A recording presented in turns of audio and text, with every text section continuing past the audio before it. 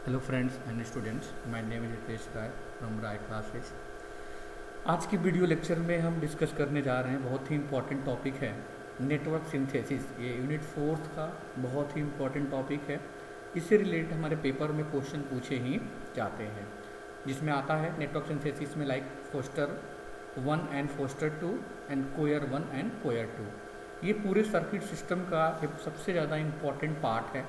और ये network synthesis actually हम करते क्या है कि नेटवर्क सिंथेसिस में हमें जो एक ट्रांसफ़र फंक्शन, हमें फंक्शन गिवन होता है ना, उस गिवन मैथमेटिकल एक्सप्रेशन से हमें क्या करना होता है, सर्किट को डिजाइन करना होता है। एक्चुअली आपने दो चीज़ें पढ़ी होगी, एक होता है आपका नेटवर्क एनालिसिस, एक होता है आपका नेटवर्क, एक को हम बोलते हैं नेटवर्क एनालिसिस। तो नेटवर्क एनालिसिस क्या होता है कि जब हम किसी गिवन सर्किट से मैथमेटिकल इक्वेशन लिखते हैं, मैथमेटिकल एक्सप्रेशन लिखते हैं, उस प्रोसेस को बोलते हैं हम लोग analysis. Like mesh analysis, nodal analysis. Okay, तो जब भी हम किसी गिवन मैथमेटिकल एक्सप्रेशन से सर्किट को डिजाइन करेंगे, उस पोर्शन को बोलते हैं network analysis. And second one is network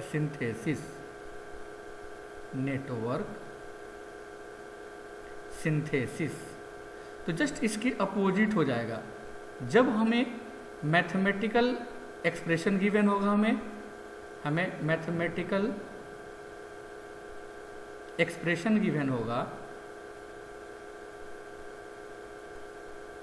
और उसके हेल्प से हम लोग सर्किट डिजाइन करेंगे। उसके हेल्प से जब हम सर्किट को design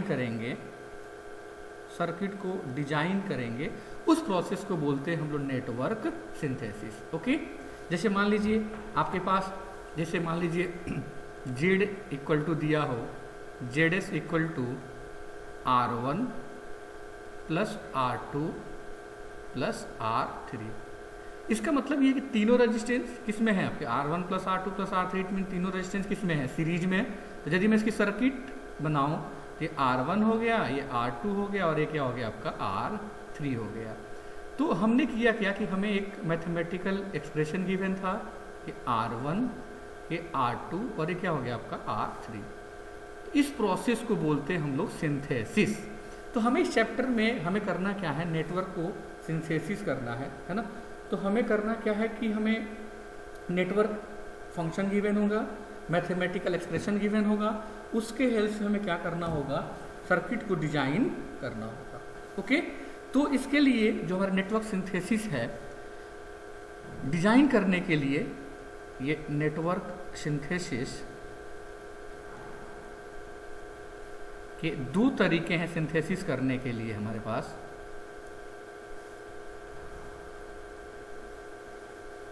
first one is Foster form होते हैं। पहला होता है आपका फोस्टर फॉर्म।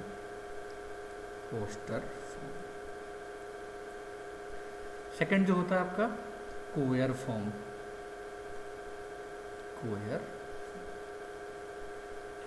फोस्टर में हम पार्शियल फ्रैक्शन करते हैं।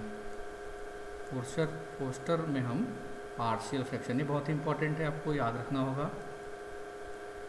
और कोयर में हम कंटिन्यूड डिवीजन करते हैं।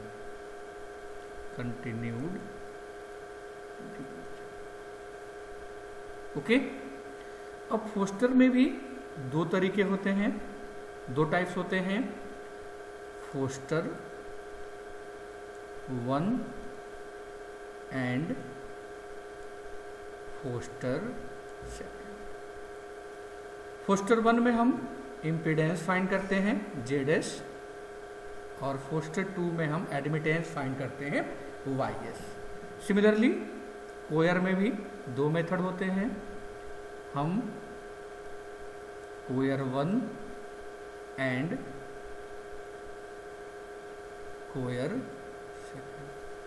कोयर 1 में हम ZS फाइंड कर लेते हैं और कोयर 2 में हम YS फाइंड करते हैं। फास्ट एंड हार्ड रूल नहीं है, क्योंकि कंटिन्यूड डिवीजन करना होता है, और डिवीजन में जिसकी डिग्री ज़्यादा है उसकी हम क्या करते हैं, उसे लोअर से क्या करते हैं, डिवाइड करते हैं। लेकिन हाँ, फोस्टर में हम पार्शियल फ्रैक्शन ही करते हैं, और फोस्टर 1 में ZS फाइंड करते हैं, और फोस्टर 2 में हम लोग क्या करते हैं, YS फाइंड आउट करते हैं। अब जो फोस्टर 1 है, जो फोस्टर 1 है आपका, उसमें जो भी एलिमेंट हैं आपके फोस्टर 1 में वो सीरीज में कनेक्ट होते हैं। जितने भी एलिमेंट होंगे आपके उनको हम क्या करेंगे, सीरीज में कनेक्ट कर देंगे। तो ये उसका डायग्राम हो जाएगा। ये ZS हो गया, ये आपका Z1 हो गया, ये आपका Z2 हो गया, ये Z3 होगा। सिमिलरली फोस्टर 2 यदि है तो हम उसमें YS फाइंड करते हैं, और जो भी एलिमेंट है वो क्या होता है, पैरेलल में कनेक्ट होता है। ये फोस्टर 2 का डायग्राम है आपका। एलिमेंट में वो रेजिस्टेंस हो सकता है, इट मे बी इंडक्टेंस हो सकता है, इट मे बी कैपेसिटेंस हो सकता है। ये तीनों पैसिव एलिमेंट हैं, और ये तीनों चारों का हमारा तीनों का जो होता है आपका फाइंड करते हैं, और हम लोग क्या करते हैं, वैल्यू को कनेक्ट कर देते हैं। तो फोस्टर 1 में हम सीरीज में कनेक्ट करेंगे, और फोस्टर 2 में हम क्या करेंगे, पैरेलल में कनेक्ट करेंगे। सिमिलरली कोयर 1 में पहले सीरीज में, देन पैरेलल में,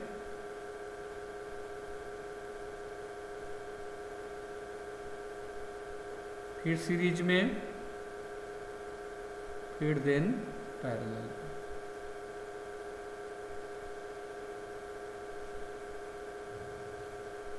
ये मान लीजिए ZS फाइंड किया तो सीरीज ये Z1 हो जाएगा, ये Y2 हो जाएगा, ये Z3 हो जाएगा, और ये Y4 होगा। सिमिलरली कोयर 2, यदि हम कोयर 2 से सॉल्व करते हैं तो पहले हमारा पैरेलल होगा, जो भी एलिमेंट होगा उसको पैरेलल में रखेंगे, फिर हम सीरीज में कनेक्ट कर देंगे, फिर पैरेलल में, मतलब कॉम्बिनेशन चलता रहेगा, series parallel series parallel, sorry parallel series, फिर पैरेलल सीरीज का कॉम्बिनेशन हमारा क्या होगा, चलता रहेगा। तो ये मान लीजिए, वो डिपेंड करता है कितना एलिमेंट है आपका। ये Y1 हो गया, तो ये हो जाएगा Z2, ये हो गया Y3, ये हो गया Z4, ये हो गया Y5। तो जैसे Z को क्या बोलते हैं, इम्पीडेंस। Z जो होता है इम्पीडेंस, और Y क्या होता है, admittance. Reciprocal of impedance is known as admittance, मतलब Y इक्वल टू क्या होता है, 1/Z। और इम्पीडेंस क्या होता है, total resistance offered by AC circuit. Okay, next table है, जो इंपॉर्टेंट टेबल है, जो आपको याद रखनी है। इसी के हेल्प से हम क्या करना है, एलिमेंट फाइंड आउट करेंगे। इंपॉर्टेंट टेबल, इस टेबल में एक तो पहला होगा एलिमेंट, कौन कौन से एलिमेंट होंगे, ठीक है, इम्पीडेंस का टेबल होगा, और एक होगा एडमिटेंस का टेबल। तो मान लो पहला रेजिस्टेंस है, दूसरा आपका इंडक्टेंस है, और तीसरा आपका क्या है, कैपेसिटेंस है। तो इम्पीडेंस के टेबल में रेजिस्टेंस ही होगा, इंडक्टेंस को हम SL से लिखते हैं, और कैपेसिटेंस को लिखते हैं 1/SC। सिमिलरली एडमिटेंस के केस में R को 1/R, L को 1/SL, और कैपेसिटेंस को लिखते हैं आपका 1/SC को क्या लिखेंगे, S। ये बहुत ही इंपॉर्टेंट टेबल है। इसी के हेल्प से हम लोग क्या करेंगे, वैल्यूज फाइंड करेंगे, और उस वैल्यूज के हेल्प से हम लोग क्या करेंगे, सर्किट को डिजाइन करेंगे। ओके, तो एक क्वेश्चन है, क्वेश्चन से हम लोग सॉल्व करते हैं। आपको समझाता हूँ, न्यूमेरिकल से चीज़ें समझ में आएगी कि कैसे हम लोग सिंथेसिस करते हैं। क्वेश्चन है आपका कि an impedance function is given by an impedance function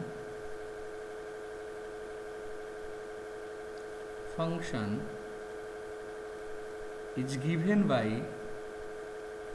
impedance है तो अंडरस्टूड है, किससे डिनोट करेंगे, जेड एस से। Z S equal to S plus 1 into S plus 4 upon S into S plus 2 into S plus 5। Okay, find the RC representation of A, first part है Foster 1 and B part है Foster second. तो ये हमारा numerical हो गया है ना। ये एक इम्पिडेंस फंक्शन गिवन है और हमें क्या करना है, इस नेटवर्क को, और आरसी रिप्रेजेंटेशन मतलब जो भी एलिमेंट आएंगे वो रेजिस्टेंस एंड कैपेसिटेंस होंगे।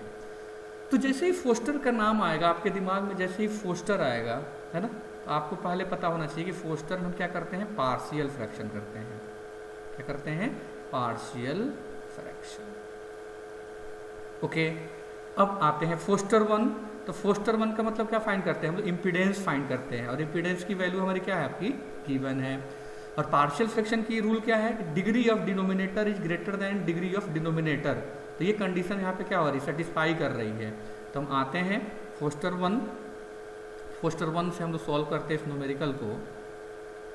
फोस्टर 1 हमें गिवन है Z S equal to S plus 1 into S plus 4 upon S into S plus 2 S plus 5।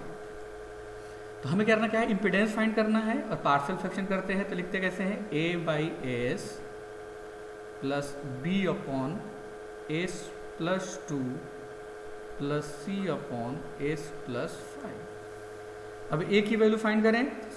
ए कैसे फाइंड करते हैं, आपने पढ़ा होगा पार्शियल फ्रैक्शन, बहुत इजी तरीका, टोटल फंक्शन लिखते हैं। तो टोटल फंक्शन क्या है, S plus 1 into S plus 4 upon S into S plus 2 into S plus 5। जो भी डिनोमिनेटर में होता है उससे मल्टीप्लाई कर देते हैं और इसके इक्वल टू क्या है, एस इक्वल टू 0।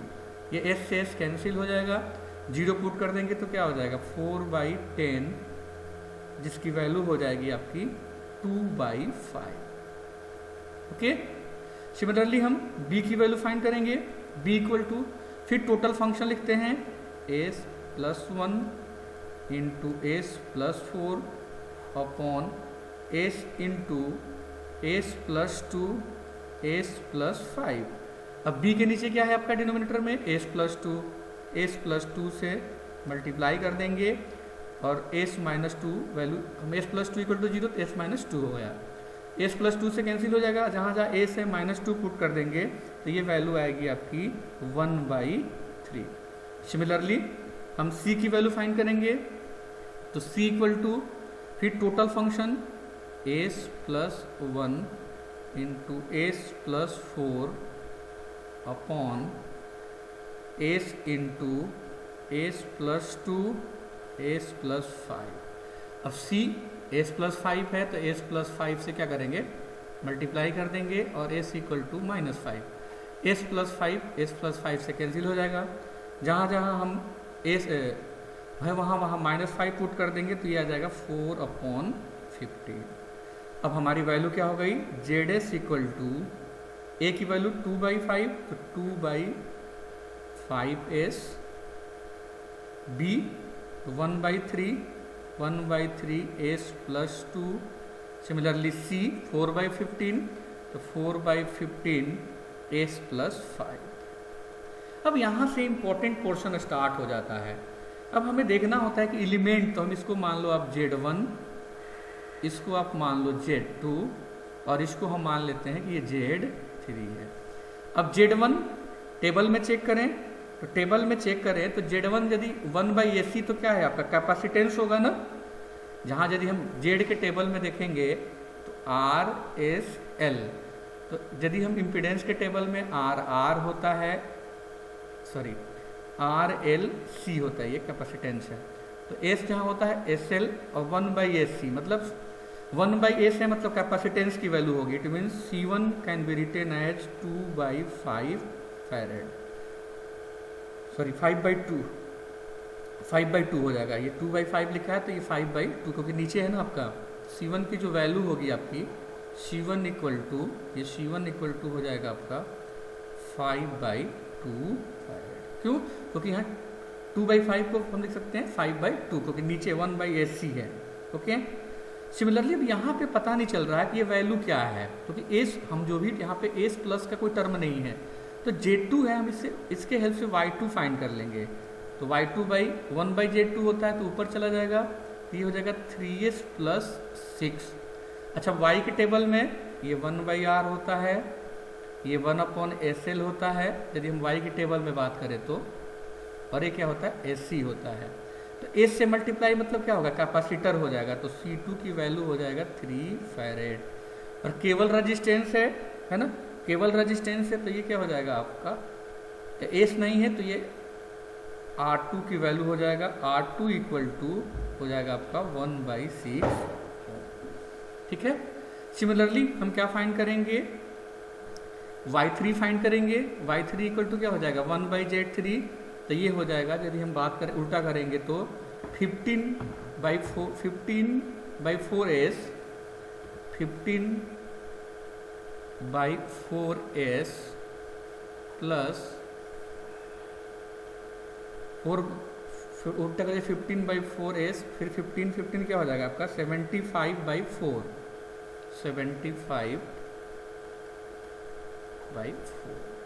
अब Y के टेबल में देखें तो Y के टेबल में S से मल्टीप्लाई होगा तो क्या हो जाएगा आपका कैपेसिटेंस होगा, है ना। तो ये हो जाएगा C3 इक्वल टू 15/4 फैरेड, और R3 इक्वल टू हो जाएगा 4/75। ओके, अब हम इसको सर्किट बनाएंगे। 3 एलिमेंट है तो हम क्या करते हैं सीरीज में, तो पहला हो जाएगा सीरीज में। अच्छा, यदि Y2 की बात करेंगे तो 2 एलिमेंट है, एक तो आपका क्या है आपका C2 है, और ये क्या है आपका R2 है। हमने इसको Y फाइंड किया है तो ये पैरेलल में कनेक्ट हो जाएंगे, मतलब ये दोनों एलिमेंट क्या हो जाएंगे हमारे पैरेलल में कनेक्ट हो जाएंगे। क्यों हो जाएंगे, क्योंकि हमने यहाँ पे Y फाइंड किया है। ठीक है, और ओवरऑल दोनों क्या हो जाएगा सीरीज में। सिमिलरली यहाँ पे भी हमें एडमिटेंस फाइंड किया है, Y फाइंड किया है, तो ये दोनों आपका क्या हो जाएगा एलिमेंट हमारे किस में हो जाएंगे, पैरेलल में हो जाएंगे।